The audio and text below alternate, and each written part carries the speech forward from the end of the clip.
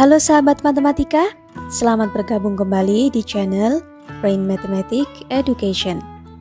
Pada seri mata kuliah logika dan himpunan kali ini, kita akan belajar bersama-sama tentang beberapa metode pembuktian yang ada di dalam matematika.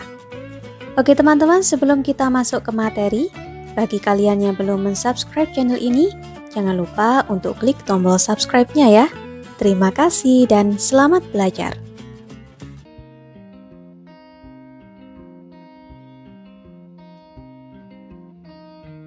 Sebagai dasar untuk mempelajari ide-ide matematis yang bersifat deduktif, baik itu yang kita temukan di dalam teori bilangan atau bidang-bidang kajian lain di dalam matematika, kita perlu mengetahui dan mempelajari tentang berbagai macam metode pembuktian yang ada di dalam matematika.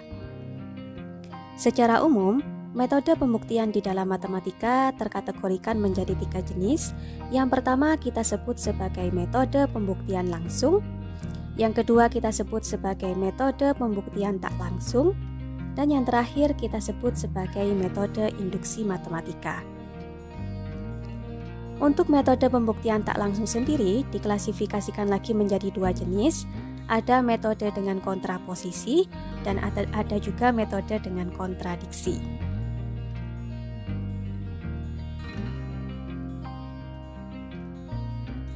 Di dalam matematika, teorema-teorema yang berbentuk implikasi dapat kita buktikan kebenarannya dengan menggunakan metode pembuktian langsung.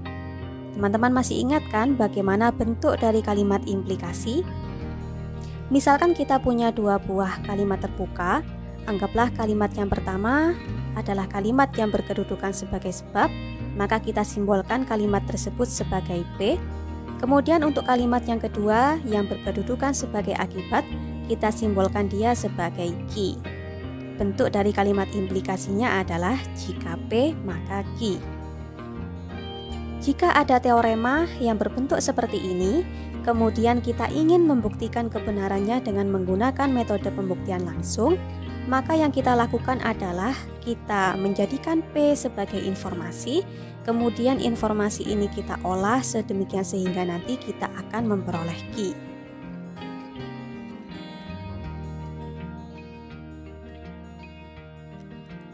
Untuk lebih jelasnya seperti ini ya teman-teman, misalkan kita punya sebuah kalimat berbentuk implikasi, bunyinya adalah untuk setiap X di dalam semesta pembicaraan, jika PX maka akan berlaku QX.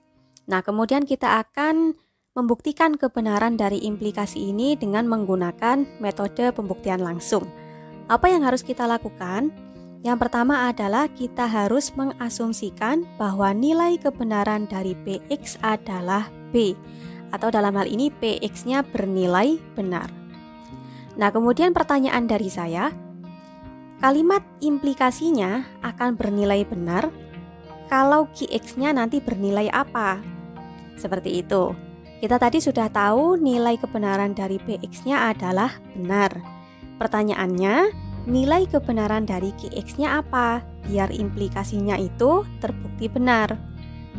Sekarang teman-teman ingat-ingat kembali ya ketika dulu pernah belajar materi di mata kuliah logika dan himpunan. Teman-teman pernah belajar tentang kalimat berbentuk implikasi ya. Di situ ada tabel kebenarannya. Jadi sebuah kalimat berbentuk implikasi itu dikatakan benar kalau misalkan memenuhi 3 hal, memenuhi salah satu dari 3 hal. Yang pertama, P-nya bernilai benar, kemudian Q-nya bernilai benar. Yang kedua, P-nya bernilai salah, Q-nya bernilai salah. Dan yang ketiga, P-nya bernilai salah dan Q-nya bernilai benar. Selain itu, berarti nanti nilai implikasinya salah. Berarti bentuk yang seperti apa yang salah? P-nya bernilai benar, Q-nya bernilai salah. Nah, itu akan membuat bentuk kalimat implikasinya bernilai salah. Nah, sekarang kalau misalkan kita sudah punya tadi PX-nya bernilai benar, berarti QX-nya harus bernilai apa agar implikasinya bernilai benar? Jawabannya adalah QX-nya harus bernilai benar. Kalau misalkan kita rangkum, berarti alur pembuktian dengan menggunakan metode pembuktian langsungnya seperti ini. Diasumsikan Px-nya benar untuk setiap X di dalam semesta pembicaraan, dan akan kita buktikan bahwa Qx-nya nanti juga bernilai benar. Agar nanti teman-teman semakin paham, silakan teman-teman perhatikan contoh satu berikut ya. Di sini soalnya seperti ini. Buktikan bahwa untuk setiap bilangan bulat M dan N, jika M dan N keduanya adalah bilangan bulat ganjil, maka hasil perkalian dari M dan N juga berbentuk bilangan bulat ganjil. Oke teman-teman, sekarang kita akan mencoba untuk membuktikan keberlakuan dari pernyataan yang ada di dalam contoh 1. Namun sebelum kita masuk ke pembuktiannya, kita perlu paham dulu ya dengan pernyataan yang diberikan di dalam soal. Di sini saya tuliskan lagi. Pernyataannya berbunyi seperti ini. Untuk setiap bilangan bulat M dan N, jika M dan N ini kedua-duanya adalah bilangan bulat ganjil, maka hasil perkalian dari keduanya juga berupa bilangan bulat ganjil. Nah, dari sini kita tahu bahwa di sini bentuknya implikasi ya. Nah, kita bisa menotasikan kalimat yang ini dengan Px. Namun karena di sini ada dua buah variabel, maka kita menotasikannya dengan P M, N seperti ini. Kemudian untuk kalimat terbuka yang ini kita bisa menotasikannya dengan Qx. Namun sekali lagi karena di sini ada dua buah variabel, kita menotasikannya dengan Q M, N.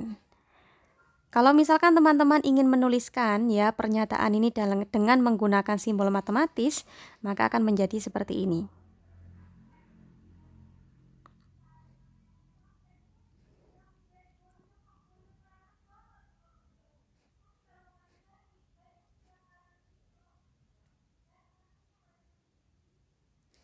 Oke, metode pembuktian langsung itu skema atau alur berpikirnya seperti apa? Nah, jadi di pembuktian langsung kita ingin membuktikan bahwasanya bentuk implikasi yang seperti ini itu bernilai benar dengan mengasumsikan bahwasanya PM, N-nya ini bernilai benar. Nah, teman-teman ingat-ingat kembali ya di dalam mata kuliah logika dan himpunan dulu. Kalau misalkan pernyataan yang PM, N ini bernilai benar, agar implikasi ini bernilai benar, maka QM, N di sini juga harus bernilai benar. Mohon maaf. Sehingga tugas kita adalah membuktikan bahwasanya pernyataan QM, N ini bernilai benar. Kalau misalkan kita kaitkan dengan pernyataannya, berarti kita punya modal M-nya ganjil, N-nya ganjil. Tugas kita adalah membuktikan bahwasanya hasil perkalian dari M dan N juga berupa bilangan ganjil. Kira-kira seperti itu. Dari pembahasan sebelumnya dapat kita rangkum hal-hal sebagai berikut ya. Yang pertama adalah kita tahu bahwasanya M dan N itu adalah bilangan bulat ganjil. Ini kita peroleh dari asumsi bahwasanya pernyataan P, M, N bernilai benar. Berikutnya akan kita buktikan bahwasanya hasil perkalian dari dua bilangan ganjil tadi itu pasti berbentuk bilangan bulat ganjil juga. Nah, kita awali dulu dengan membahas bilangan bulat ganjil itu seperti apa gitu. Di sini dinyatakan M itu bilangan bulat ganjil, berarti M itu dapat dinyatakan sebagai bentuk 2K ditambah 1 atau kelipatan dari 2 kemudian ditambah dengan 1, di mana K-nya di sini adalah sembarang elemen yang ada di dalam bilangan bulat. Contohnya seperti apa? Misal, saya mau mengambil M-nya sama dengan 1. 1 itu kan bilangan bulat ganjil kan? Nah, berarti nilai dari K-nya harus sama dengan 0. Seperti itu. Saya tulis ya. Misal saya mau mengambil M-nya sama dengan 1, maka K-nya harus sama dengan 0. Contoh lagi, misalkan saya mau mengambil M-nya itu sama dengan minus 3. Minus 3 kan ganjil, maka berarti K-nya itu harus bernilai minus 2 dan seterusnya. Intinya adalah bilangan-bilangan bulat ganjil itu dapat teman-teman konstruksikan dengan menggunakan format atau bentuk seperti ini. Kelipatan 2 ditambah dengan 1. Seperti itu ya.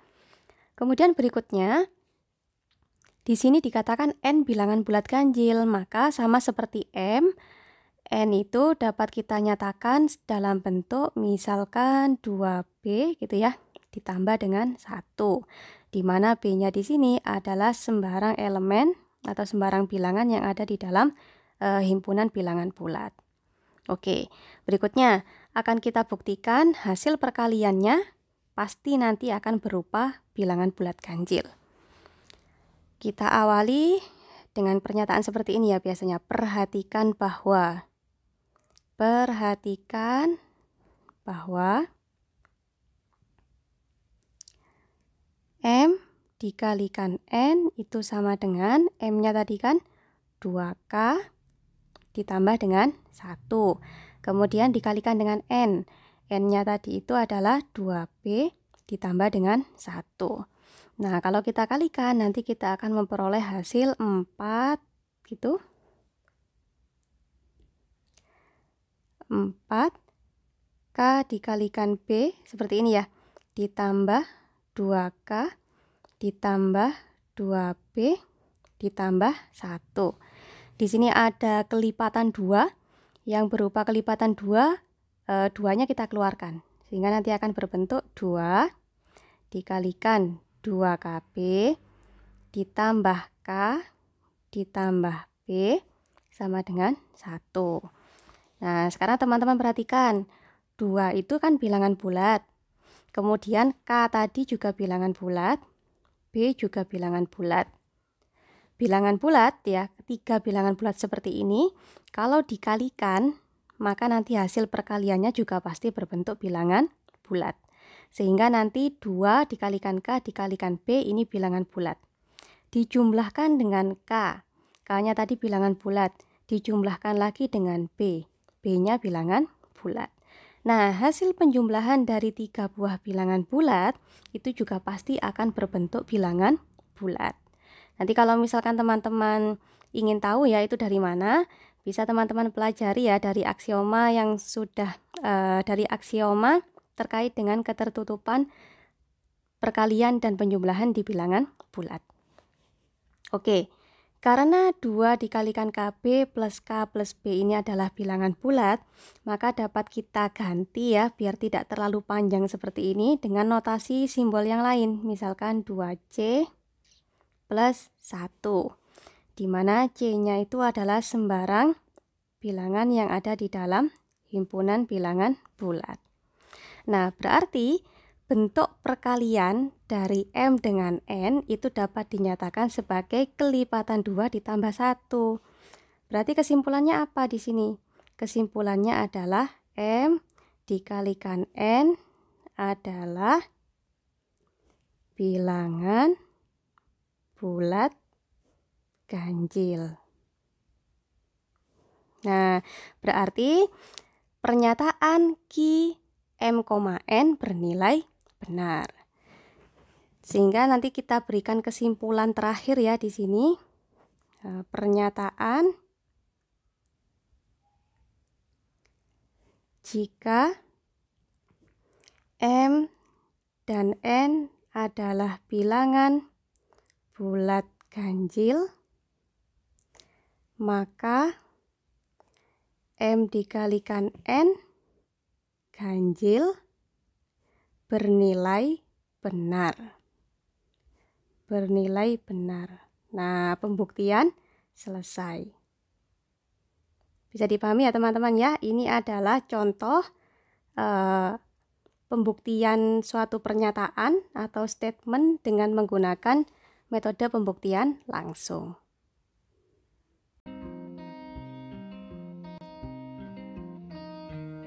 Untuk pernyataan matematika yang berbentuk implikasi, jika pernyataan tersebut ingin dibuktikan dengan menggunakan metode bukti tak langsung, maka ada 2 buah cara yang bisa kita pilih. Yang pertama, kita bisa membuktikannya dengan menggunakan kontraposisi. Kemudian yang kedua, kita juga bisa membuktikannya dengan menggunakan kontradiksi. Pernyataan implikasi jika PX maka QX, nilai kebenarannya ekuivalen dengan pernyataan kontraposisinya, yaitu jika bukan QX maka bukan PX.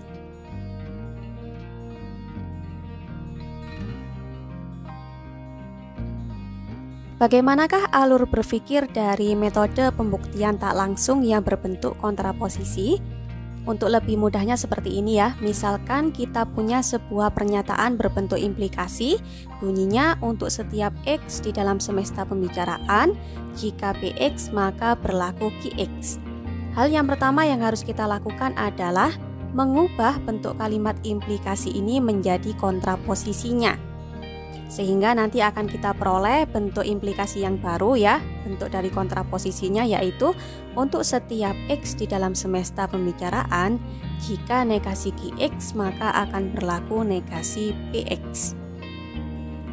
Berikutnya, sebagaimana yang kita lakukan pada metode pembuktian langsung, kita akan mengasumsikan bahwasanya negasi QX di sini bernilai benar. Kemudian pertanyaan dari saya, bagaimanakah dengan status kebenaran dari negasi PX agar implikasi ini bernilai benar? Oke, sebagaimana pembahasan yang tadi ya, maka nilai dari negasi PX harus kita tunjukkan bahwa dia juga benar. Jadi alur pembuktian dalam metode kontraposisi secara garis besar seperti ini, kita asumsikan bahwasanya nilai dari negasi QX itu adalah benar untuk setiap X yang ada di dalam semesta pembicaraan. Kemudian akan kita buktikan bahwa nilai kebenaran dari negasi PX itu juga benar. Nah, agar nanti teman-teman tidak bingung ya, silakan teman-teman simak contoh 2 berikut. Di contoh 2 ini kita disuruh untuk membuktikan bahwa untuk setiap bilangan real X dan Y, jika hasil penjumlahan dari keduanya itu bernilai lebih besar sama dengan 14, maka nilai dari X-nya akan lebih besar sama dengan 7 atau Y-nya yang bernilai lebih besar sama dengan 7. Kita akan membuktikan statement ini dengan menggunakan metode pembuktian kontraposisi. Pernyataan yang ada di dalam contoh soal 2 berbunyi seperti ini ya. Untuk setiap bilangan real X dan Y, jika X plus Y-nya bernilai lebih besar sama dengan 14, maka nilai dari X-nya lebih besar sama dengan 7 atau nilai dari Y-nya yang lebih besar sama dengan 7. Nah, untuk kalimat yang terbuka pertama, yaitu di sini ada X plus Y lebih besar sama dengan 14, kita simbolkan dengan PX, Y. Kemudian kalimat yang terbuka kedua, yaitu X lebih besar sama dengan 7 atau Y yang lebih besar sama dengan 7, kita simbolkan dengan QX, Y. Kalau misalkan teman-teman ingin menotasikan pernyataan ini dalam bentuk matematikanya, akan diperoleh hasil seperti ini ya. Untuk setiap X dan Y di dalam semesta pembicaraan, dalam hal ini adalah bilangan real, jika PX, Y maka akan berlaku QX, Y. Nah, kita akan mencoba untuk membuktikan kebenaran dari kalimat implikasi ini dengan menggunakan kontraposisinya. Berarti kita harus mencari bentuk kontraposisinya dulu. Bentuk kontraposisinya seperti apa? Untuk setiap X, Y di dalam semesta pembicaraan, jika negasi QX, Y, maka berlaku negasi PX, Y. Nah, sekarang kita mulai dari negasi PX, Y dulu. P, Y ini bunyinya adalah X plus Y lebih besar sama dengan 14. Berarti negasi dari PX, Y adalah X plus Y-nya kurang dari 14. Bisa dipahami ya teman-teman ya? Berikutnya, kita akan mencari negasi dari QX, Y. QX, Y tadi bunyinya adalah X itu lebih besar sama dengan 7 atau Y lebih besar sama dengan 7. Berarti negasinya seperti apa? X kurang dari 7, karena di sini atau maka negasinya pakai dan ya. Dan Y-nya kurang dari 7. Oke, sekarang kita masuk ke pembuktiannya. Dari pernyataan yang ada di dalam soal, kita mengetahui bahwa X, Y atau X dan Y adalah elemen yang ada di dalam bilangan real. Kemudian kondisinya adalah jika keduanya dijumlahkan, hasilnya itu lebih dari sama dengan 14. Akan kita buktikan bahwasanya X-nya bernilai lebih besar sama dengan 7 atau Y-nya yang bernilai lebih besar sama dengan 7. Di sini kita akan menggunakan pembuktian kontraposisi. Maka kita cari dulu bentuk kontraposisinya. Bentuk kontraposisi dari pernyataan yang ada di dalam soal adalah jika X kurang dari 7 dan Y-nya kurang dari 7, maka ketika X dan Y ini dijumlahkan, hasilnya kurang dari 14. Dari sini kita tahu X kurang dari 7, artinya adalah X itu sama dengan 7 dikurangi sesuatu yang positif. Saya tuliskan di sini sebagai A, di mana A adalah elemen dari bilangan real yang positif. Kemudian, Y kurang dari 7. Artinya apa? Artinya adalah Y itu sama dengan 7 dikurangi sesuatu yang positif. Saya simbolkan dengan B, di mana B di sini adalah elemen yang ada di dalam bilangan real positif. Selanjutnya, silakan teman-teman perhatikan, kalau misalkan X saya jumlahkan dengan Y, artinya apa? Artinya adalah 7 dikurangi dengan A, ditambahkan dengan 7 dikurangi dengan B. Nah, dari sini kita akan memperoleh ya, 7 ditambah 7 itu sama dengan 14, kemudian dikurangi dengan A, dikurangi dengan B. Kemudian, kita bisa menyederhanakannya menjadi bentuk persamaan yang ada di baris yang ketiga menjadi 14 dikurangi di dalam kurung A plus B. Tadi kita tahu bahwasanya A-nya itu elemen dari bilangan real positif, kemudian B-nya juga elemen dari bilangan real positif. Ketika ada A dan B kita jumlahkan, maka hasil dari penjumlahan ini juga termasuk di dalam bilangan real positif dan bisa kita ganti atau notasikan dengan bentuk lain, misalkan C. Sehingga dari persamaan yang ketiga, di baris yang ketiga kita akan memperoleh persamaan di baris yang keempat, yaitu X plus Y-nya sama dengan 14 minus C, di mana C di sini adalah bilangan real positif. Nah, karena X plus Y itu sama dengan 14 dikurangi sesuatu yang positif, maka dapat kita simpulkan bahwasanya X plus Y itu kurang dari 14. Nah, dari sini kita memperoleh fakta bahwa jika X kurang dari 7 dan Y kurang dari 7, maka hasil penjumlahan dari keduanya kurang dari 14. Pernyataan ini benar. Nah, karena bentuk implikasi ini benar, maka bentuk kontraposisinya juga benar gitu. Kontraposisi dari pernyataan ini seperti apa? Nah, kontraposisinya adalah jika X plus Y itu lebih besar sama dengan 14, maka nilai dari X-nya itu lebih besar sama dengan 7 atau nilai dari Y-nya itu lebih besar sama dengan 7. Nah, dari sini kita tahu bahwasanya pernyataan yang ada di dalam soal itu bernilai benar. Pembuktiannya selesai. Semoga bisa dipahami ya teman-teman.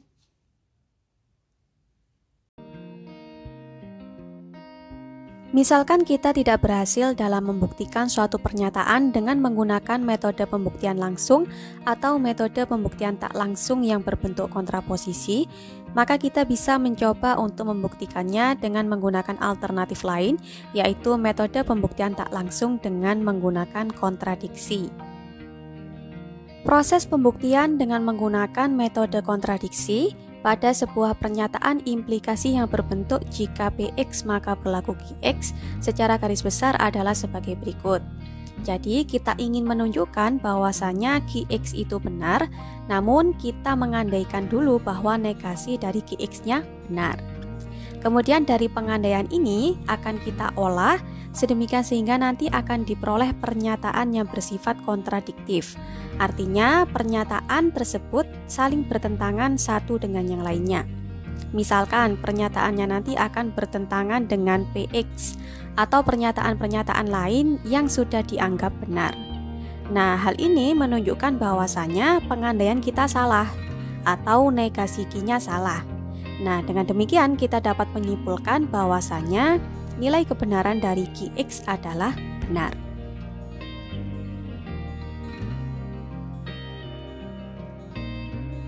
Awal mula dari metode kontradiksi itu seperti ini. Jadi pertama kita punya sebuah kalimat implikasi yang nilainya benar. Bentuk dari kalimat implikasinya adalah untuk setiap X di dalam semesta pembicaraan, jika Bx maka akan berlaku Qx.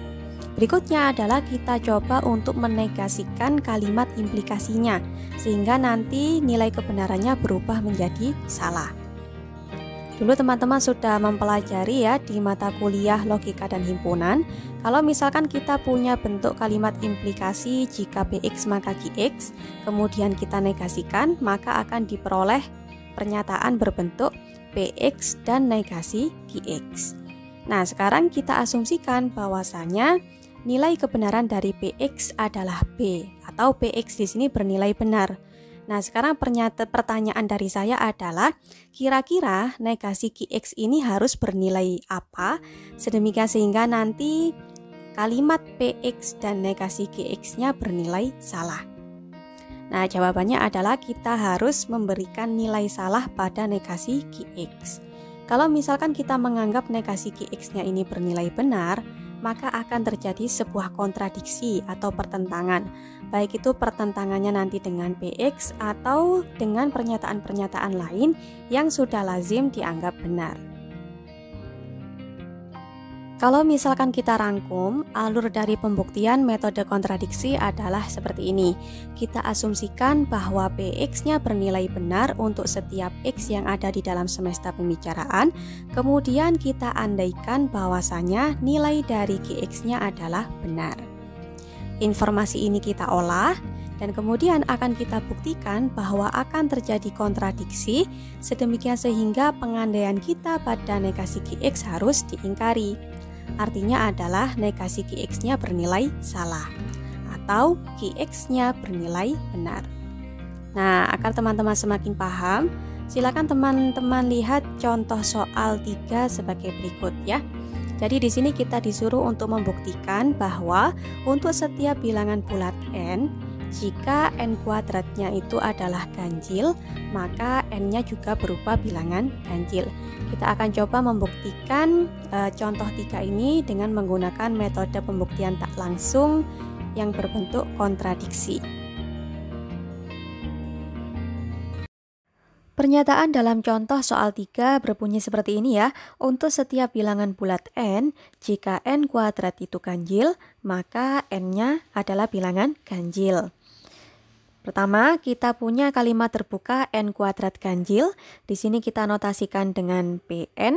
Kemudian kita juga punya kalimat terbuka n ganjil. Di sini kita notasikan dengan Qn. Sehingga notasi matematis dari pernyataan di atas berbentuk seperti ini.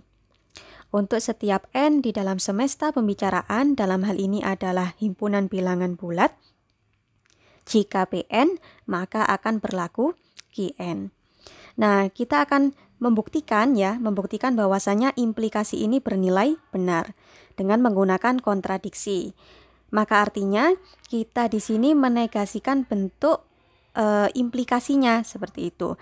Kalau misalkan implikasi ini bernilai benar, maka ketika dinegasikan, bentuk dari negasinya itu akan bernilai salah. Nah, bentuk negasi dari implikasi jika Pn maka Qn seperti apa? Bentuknya adalah Pn dan negasi Qn. Tadi Qn-nya adalah n ganjil, maka negasi Qn-nya adalah n genap.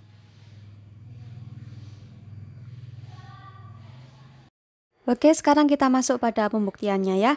Dari soal kita tahu bahwasanya n itu adalah elemen di dalam bilangan bulat dan n kuadrat adalah bilangan ganjil. Selanjutnya akan kita buktikan bahwasanya n ganjil. Nah, dengan menggunakan metode pembuktian kontradiksi, pertama adalah kita asumsikan bahwasanya n kuadrat bernilai ganjil. Maksud saya adalah berupa bilangan ganjil. Kemudian kita andaikan bahwasanya n itu bernilai genap atau berupa bilangan genap. Artinya apa? Karena n adalah bilangan bulat yang genap, maka n adalah kelipatan dari 2, sehingga dapat kita notasikan sebagai 2m, di mana m di sini adalah sembarang elemen yang ada di dalam bilangan bulat. Nah, sekarang teman-teman perhatikan ya, kalau misalkan saya punya n kuadrat itu kan artinya berarti n dikalikan n. Kita tahu bahwasanya n-nya tadi itu bentuknya 2 dikalikan m. Berarti n kuadrat sama dengan 2m kuadrat. Nah, kalau kita hitung, kita akan memperoleh hasil 4m kuadrat. 4m kuadrat itu merupakan kelipatan dari 2. Nah, kalau misalkan kita pecah ya, 4m kuadrat itu sama dengan 2 dikalikan dengan 2m kuadrat. 2 di sini adalah bilangan bulat. Kemudian m-nya tadi bilangan bulat. M kuadrat berarti bilangan bulat. Kalau ada 2 dikalikan dengan m kuadrat berarti nanti hasilnya adalah bilangan bulat. Boleh kita notasikan dengan huruf lain, misalkan adalah S. Sehingga 2 dikalikan 2m kuadrat itu sama dengan 2s, di mana s ini adalah sembarang elemen yang ada di dalam bilangan bulat. Dari sini kita tahu bahwasanya n kuadrat itu merupakan kelipatan dari 2. Artinya apa berarti n kuadrat itu adalah bilangan genap. Terjadi kontradiksi kan? Kontradiksi dengan mana? Kontradiksi dengan pernyataan awal bahwasanya n kuadratnya adalah ganjil. Nah, dari sini kita harus mengingkari pengandaiannya. Tadi yang diandaikan apa? Diandaikan n-nya itu genap, berarti ini salah. Gitu. Yang benar adalah n-nya ganjil. Saya tuliskan ya. Saya tuliskan di sini terjadi kontradiksi. Terjadi kontradiksi.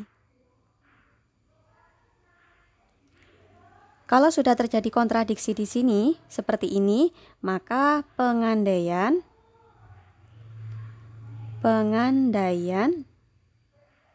harus diingkari.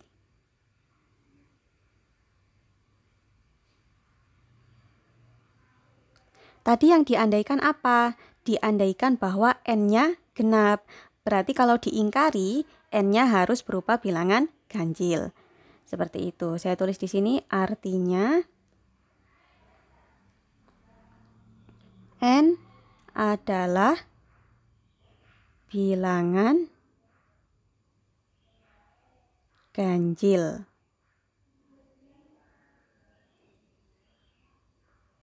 Dari hasil analisis tadi dapat kita simpulkan bahwa pernyataan yang berbunyi jika n kuadrat adalah bilangan ganjil, maka n adalah bilangan ganjil bernilai benar.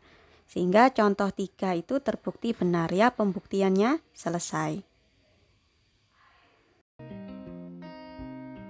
Oke, berikutnya kita akan mempelajari metode pembuktian selanjutnya, yaitu metode induksi matematika. Pembuktian dengan menggunakan induksi matematika ini kita gunakan untuk membuktikan pernyataan yang berlaku untuk semua bilangan bulat positif, atau dalam hal ini kita sebut bilangan bulat positif ini sebagai bilangan asli ya.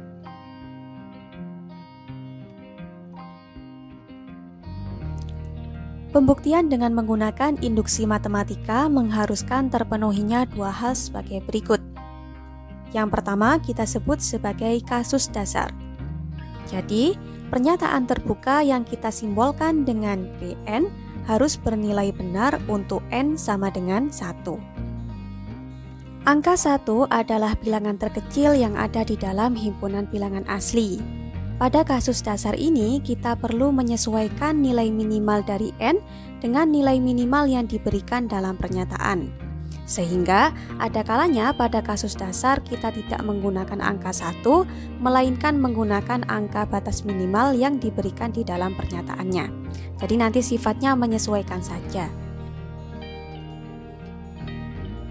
Yang kedua kita sebut sebagai langkah induksi.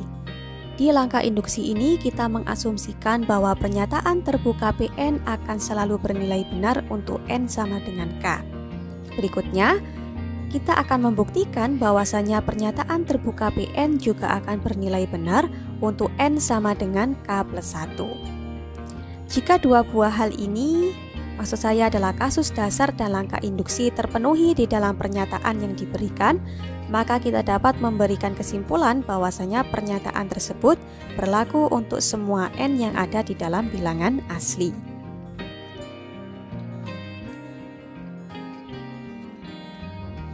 Baik teman-teman, secara umum langkah-langkah yang harus kita lakukan ketika kita membuktikan sebuah pernyataan dengan menggunakan induksi matematika adalah sebagai berikut. Yang pertama, harus kita buktikan bahwasanya Pn dengan n sama dengan 1 bernilai benar. Untuk statement ini tergantung nanti dengan nilai minimal yang diberikan di dalam pernyataannya ya. Berikutnya, kita harus mengasumsikan bahwasanya Pn dengan n sama dengan k bernilai benar. Dilanjutkan dengan langkah yang ketiga, kita harus bisa membuktikan bahwasanya Pn dengan n sama dengan k plus 1 bernilai benar. Dan yang terakhir adalah kita perlu memberikan kesimpulan.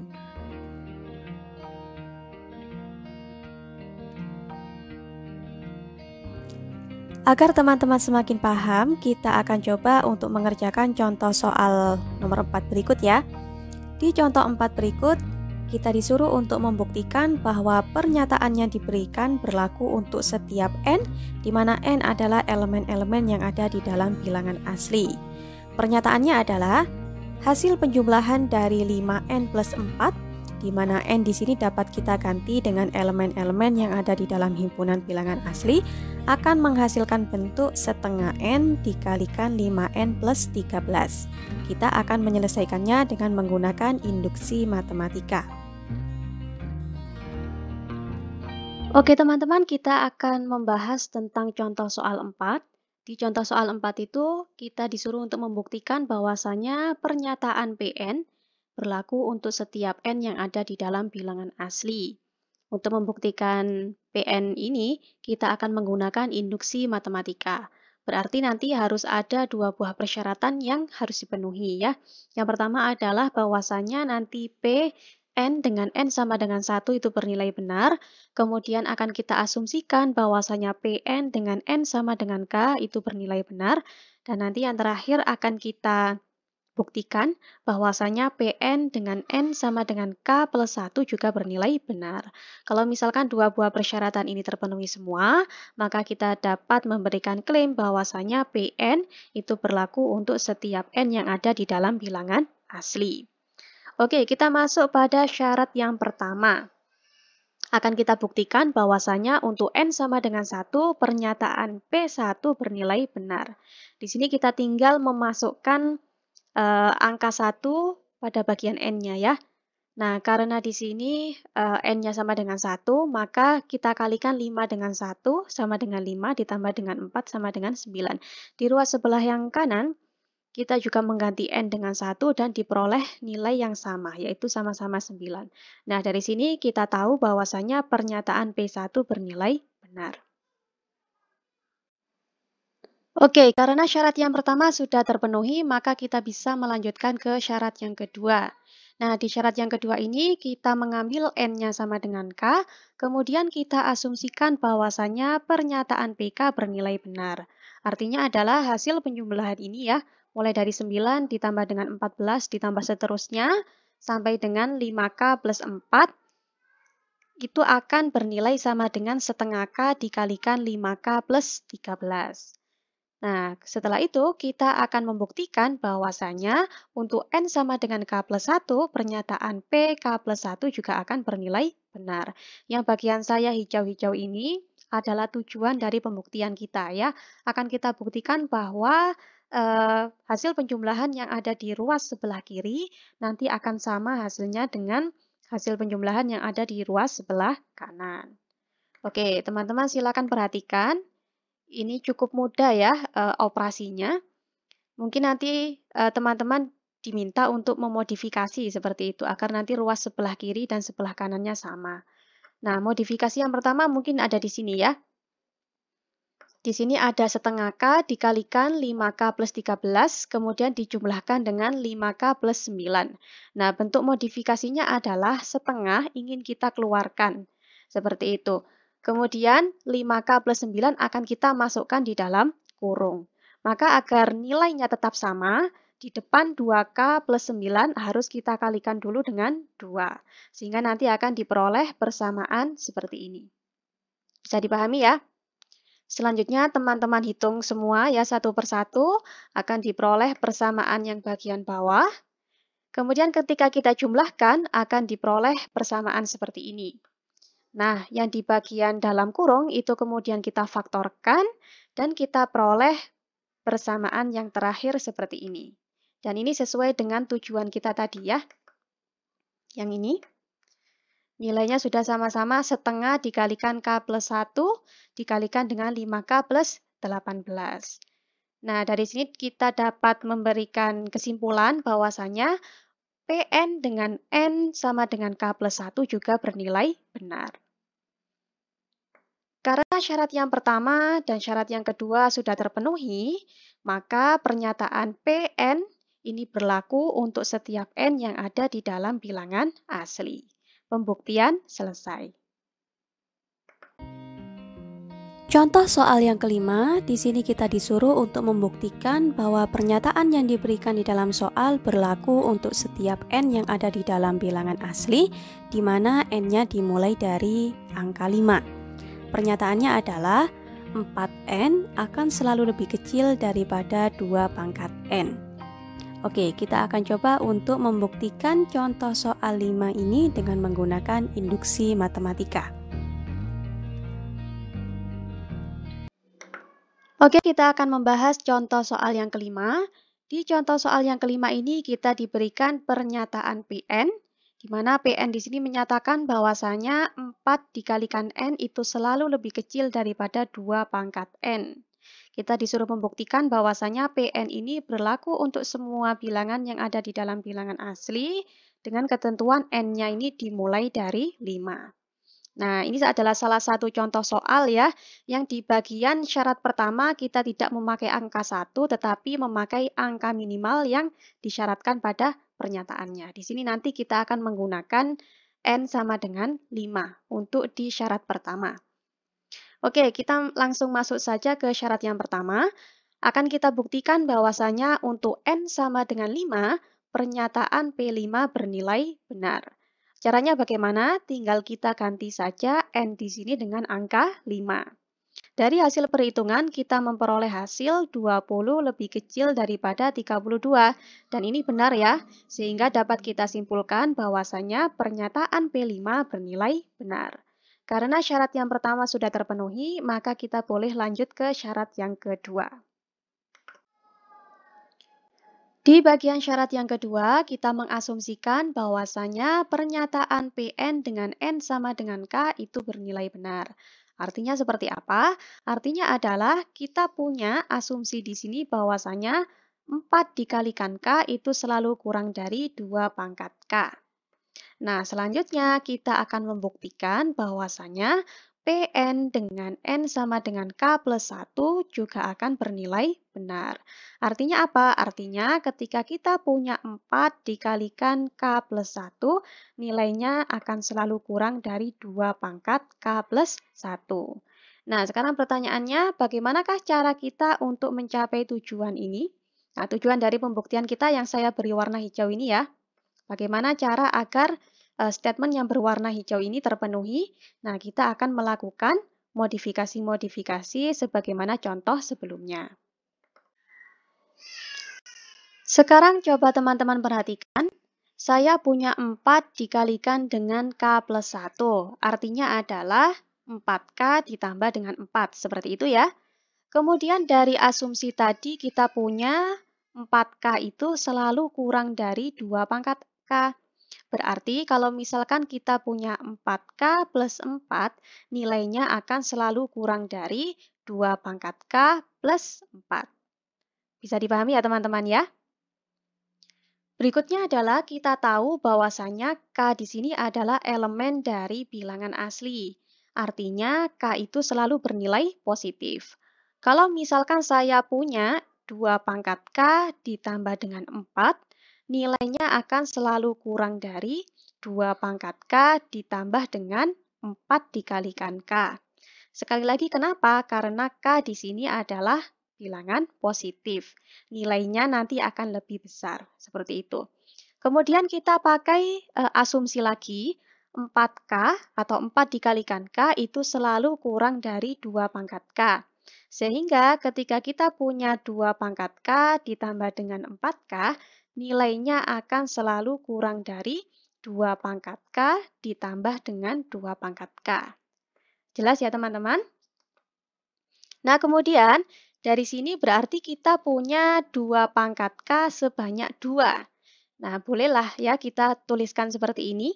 2 dikalikan dengan 2 pangkat K.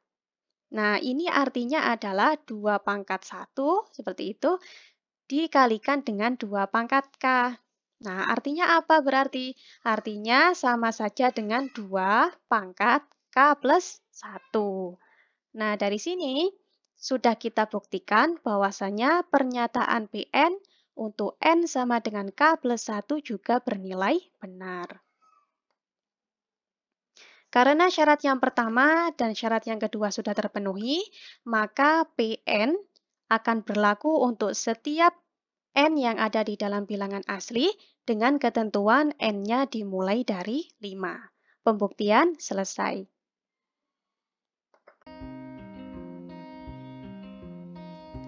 Contoh soal yang keenam. Di contoh soal yang keenam ini kita disuruh membuktikan bahwa 3 pangkat 2N minus 1 akan selalu habis dibagi oleh 8, di mana N-nya di sini dapat kita ganti dengan sembarang elemen yang ada di dalam himpunan bilangan asli. Oke, kita akan membuktikannya dengan menggunakan induksi matematika.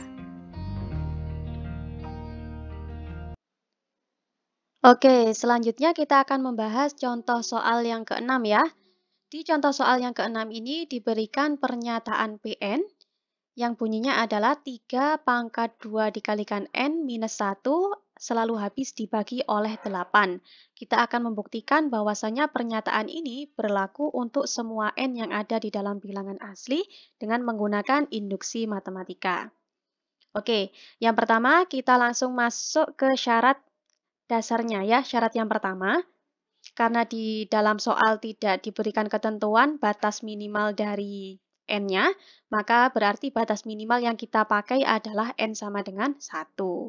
Oke, langsung kita hitung ya. 3 pangkat 2N, N-nya kita ganti dengan 1, minus 1 itu sama dengan 3 pangkat 2 minus 1. 3 pangkat 2 sama dengan 9 ya, dikurangi 1 sama dengan 8. Dan jelas bahwa 8 ini akan habis dibagi dengan 8, sehingga dapat kita simpulkan bahwa pernyataan Pn dengan N sama dengan 1 bernilai benar. Artinya syarat yang pertama sudah terpenuhi dan kita boleh melanjutkan pembuktian ke syarat yang kedua. Di bagian syarat yang kedua, kita mengasumsikan bahwasanya pernyataan Pn dengan N sama dengan K itu bernilai benar. Artinya adalah kita punya 3 pangkat 2 dikalikan K minus 1 itu habis dibagi dengan 8. Nah, karena 3 pangkat 2K minus 1 itu habis dibagi 8, maka kita bisa menuliskannya sebagai hasil kelipatan 8. Di sini saya tuliskan sebagai 8A, seperti itu ya, di mana A-nya di sini adalah sembarang elemen yang ada di dalam bilangan asli. Selanjutnya akan kita buktikan bahwasanya pernyataan Pn untuk N sama dengan K plus 1 juga bernilai benar. Artinya seperti apa? Artinya adalah ketika ada 3 pangkat 2 dikalikan K plus 1 dikurangi 1, nilainya akan habis dibagi oleh 8. Bagian yang saya warnai hijau ini adalah tujuan dari pembuktian kita. Bagaimana cara membuktikannya? Nah, kita harus melakukan modifikasi-modifikasi. Sekarang teman-teman perhatikan ya, saya punya 3 pangkat 2 dikalikan K plus 1 dikurangi dengan 1. Untuk yang bagian ini, kita akan memperoleh 3 pangkat 2K ditambah dengan 2. Seperti itu ya. Kemudian bagian ini bisa kita nyatakan lagi menjadi bentuk yang di bawahnya. Jadi 3 pangkat 2K plus 2 itu sama saja dengan 3 pangkat 2K dikalikan dengan 3 pangkat 2. Selanjutnya 3 pangkat 2 ini kita hitung ya, hasilnya adalah 9 sehingga kita nanti memperoleh bentuk yang seperti ini. Nah, di sini barulah saya ingin melakukan modifikasi. Saya ingin 9 ini keluar seperti itu. Maka di bagian sini seharusnya juga berupa kelipatan 9. Berarti saya butuh menambahkan minus 1 dengan minus 8. Namun kalau cuma saya tambahkan dengan minus 8, nanti nilainya akan berubah. Nah, agar nilainya itu tidak berubah, selain saya menambahkan minus 8, saya juga harus menambahkannya lagi dengan 8. Jadi nanti bentuknya akan seperti ini, teman-teman. Bisa dipahami ya? Nah, kemudian yang bagian minus kita jumlahkan sehingga nanti kita akan memperoleh bentuk seperti ini. 9 dikalikan dengan 3 pangkat 2K minus 9 plus 8. Nah, yang berupa kelipatan 9 di sini, 9-nya kita keluarkan.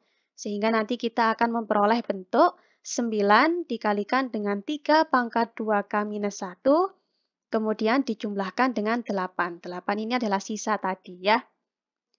Kemudian tadi kita punya asumsi, di asumsi tadi kita punya pernyataan bahwa 3 pangkat 2K minus 1 itu bentuknya adalah kelipatan dari 8. Atau kita notasikan dengan ini ya tadi ya, 8A, di mana A-nya itu adalah anggota di dalam bilangan asli. Sehingga dapat kita tuliskan kembali menjadi 9 dikalikan dengan 8A, kemudian dijumlahkan dengan 8. Nah, dari pernyataan yang sini, kita tahu bahwasanya masing-masing dari komponen yang ada di sini merupakan kelipatan dari 8. Nah, 8-nya bisa kita keluarkan, sehingga kita peroleh bentuk 8 dikalikan dengan 9A plus 1. 9 ini kan bilangan asli ya, kemudian A juga bilangan asli. 9A atau 9 dikalikan A ini pasti bilangan asli. Kemudian ketika 9A ini dijumlahkan dengan 1, sedangkan 1 sendiri adalah bilangan asli, maka hasil dari penjumlahan ini juga berupa bilangan asli. Kemudian kita ganti ya 9A plus 1 ini dengan B, di mana B ini adalah bilangan asli. Nah, dari sini kita memperoleh bentuk seperti ini. 3 pangkat 2 dikalikan K plus 1 minus 1 ternyata adalah kelipatan dari 8. Sehingga 3 pangkat 2 dikalikan K plus 1 minus 1 ini akan habis dibagi oleh 8. Dari sini kita tahu bahwasanya pernyataan Pn dengan N sama dengan K plus 1 juga bernilai benar. Karena syarat yang pertama dan syarat yang kedua juga terpenuhi, maka pernyataan Pn, di mana Pn di sini menyatakan bahwasanya 3 pangkat 2N minus 1 habis dibagi 8 berlaku untuk semua N yang ada di dalam bilangan asli. Pembuktian selesai. Untuk menambah pemahaman teman-teman terkait dengan materi metode pembuktian dalam matematika ini, silakan teman-teman kerjakan soal-soal berikut ya. Tulis jawabannya dengan lengkap di buku catatan masing-masing. Jika teman-teman menemukan kesulitan, silakan dikonsultasikan pada saat kita melakukan perkuliahan daring.